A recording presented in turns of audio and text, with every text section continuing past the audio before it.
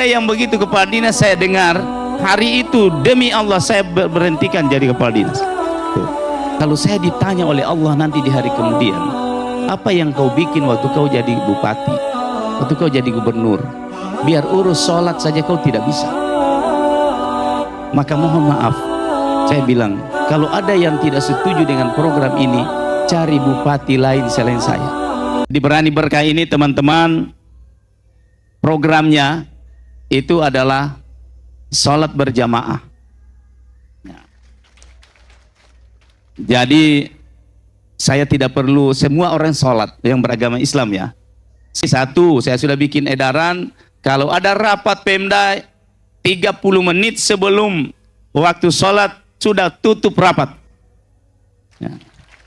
Tidak usah lagi itu Allahu Akbar, kita berhenti dulu. Begitu selesai lanjut.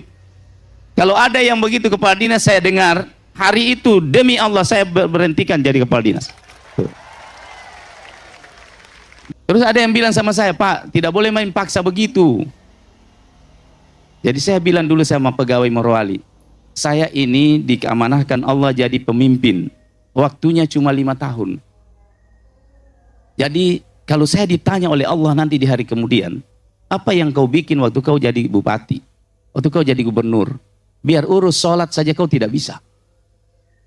Maka mohon maaf, saya bilang, kalau ada yang tidak setuju dengan program ini, cari bupati lain selain saya. Artinya pindah dari sini. Tapi kan ini bukan program tidak baik, ini program bagus. Ini mendidik kita disiplin. Morowali itu jadi besar itu karena ini. Saya dapat gelar S3 saya itu meneliti ini salat berjamaah. Sekalipun saya bukan tamatan IAIN. Saya alumni pemerintahan, saya teliti itu. Sejauh mana pengaruh kepemimpinan religius itu dalam hubungannya dengan kesejahteraan masyarakat.